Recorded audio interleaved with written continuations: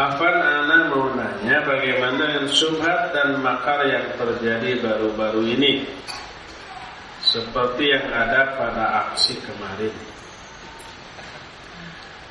Apakah ada kaitan dengan fitnah akhir zaman? Bagaimana kita menyikapinya? Karena di keluarga banyak sekali perselisihan pendapat. Dengan saya yang mencoba menyampaikan ilmu pada mereka sesuai dengan pemahaman as-salafus saleh. Apakah ini bisa jadi tanda-tanda kiamat? Kita mendoakan agar saudara-saudara kita itu selamat. Tidak ada yang celaka, tidak ada yang terluka, apalagi sampai terbunuh. Kita mohon keselamatan kepada Allah untuk mereka. Kita juga mensyukuri dari satu sisi, yaitu wirah keislaman mereka ternyata besar. Itu kita syukuri. Tinggal bagaimana agar wirah tersebut dibelokkan kepada arah yang benar. Wirahnya nanti setelah itu diarahkan untuk rajin hadir ke pengajian, menghafalkan Al-Quran, rajin beribadah kepada Allah Azza wa Jalla. Jangan sampai ketika Al-Quran dihina marahnya luar biasa, dan itu memang bagus, harus begitu. Tapi setelah itu Al-Quran itu tidak diamalkan sama dia. Sholatnya belang-belang, itu ya, akhlaknya kepada tetangga dan saudara masih buruk, ya, masih pelit dan seterusnya. Kita mendoakan semoga Allah menjaga girah keislaman mereka dan menambahnya, ya. Semoga Allah Azza wa Jalla menuntun mereka ke arah dan langkah-langkah yang benar secara syar'i, tidak terprovokasi, tidak terhasut dengan fitnahan dan provokasi dari manapun, tidak terbelokkan ke arah-arah yang bisa lebih mencelakakan mereka dan merugikan umat Islam. Dan semoga Allah menjaga mereka semuanya. Jangan celak seseorang yang terjerumus ke dalam kesalahan. Nanti meluruskannya di momen tersendiri dalam momen-momen dakwah dan kajian. Jadi ketika seseorang umpamanya berjudi atau bermabuk, kita tegur, kenapa kamu mabuk? Kenapa kamu berjudi? Itu tahu nggak haram? Ya mereka akan marah karena sudah tahu itu haram umpamanya.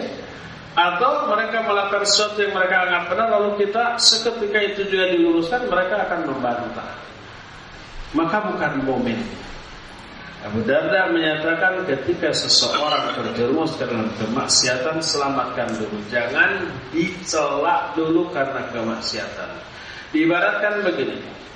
Ketika ada Abu Darda lewat ke suatu tempat, di tempat itu ada orang yang dicela oleh semuanya. Diselidiki orang itu telah melakukan kemaksiatan. Kata Abu Darda, apa yang harus kalian lakukan bila orang ini masuk ke dalam sumur karena kelalaiannya? Sumur di Saudi, bukan di kita.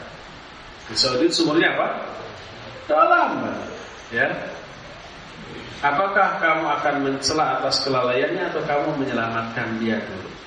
Ya kami akan selamatkan dulu. Nah begitu juga dia, selamatkan dulu, baru nanti dinasihati. Sekarang ada orang jalan sambil main HP, di depannya ada sumur, nyebur ke sumur. Kita ada di sana. Apa yang kita lakukan? Apakah nanya dulu, kenapa sampai nyebur ke sumur? Sebab saya main HP. Rasain kan? Nah gitu tuh akibatnya tuh. Lain kali kalau jalan itu yang benar ya. Apakah begitu? Enggak. Apapun penyebab dia masuk ke dalam sumur, kita nggak pedulikan dulu. Ambil tangga, ambil tali. Ayo, pegang tali ini, naik. Nah, akhirnya dia naik. Tidak langsung ditanya kenapa, tapi dihibur dulu. Ya, tenang. Jamak segini ya. Dikasih air dulu, teh manis yang hangat. Ya. Setelah reda, gimana sekarang keadaan? Alhamdulillah baik, terima kasih. Itu baru ditanya kenapa tadi sampai nyebur. Tadi saya main HP sambil jalan, nggak tahu ada sumur yang nggak tertutup mau nyebur. Baru kita nasihati, ya sudahlah yang sudah mah. Tapi nanti lain kali kalau memang mau main HP, duduk dulu di pinggir, jangan jalan.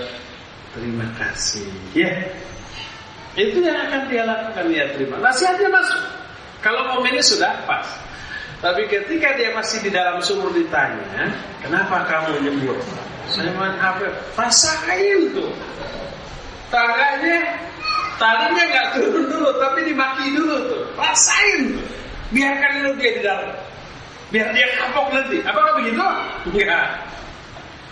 Itu gambaran orang yang terjerumus ke dalam maksiat. Ketika orang bermaksiat lalu langsung dicaci dengan kemaksiatan, dia akan melawan dan akan membenci kita. Ya, selamatkan dulu dari musibah yang sedang dia alami karena kemaksiatannya, lalu ditenangkan dulu. Setelah itu baru masuk nasihat dan ilmu, itu jauh lebih baik. Ya, wallahu a'lam bishawab. Cukup sampai di sini, waktunya sudah habis 2 jam pas. Insyaallah kita akan berjumpa kembali di bulan yang akan datang. Subhanakallah bihamdik, asyhadu an la ilaha illa anta, astaghfiruka wa atubu ilaik. Walhamdulillahi rabbil alamin. Wassallallahu ala nabiyyina Muhammadin wa ala alihi wa ashabihi wasallam. Wassalamu alaikum warahmatullahi wabarakatuh.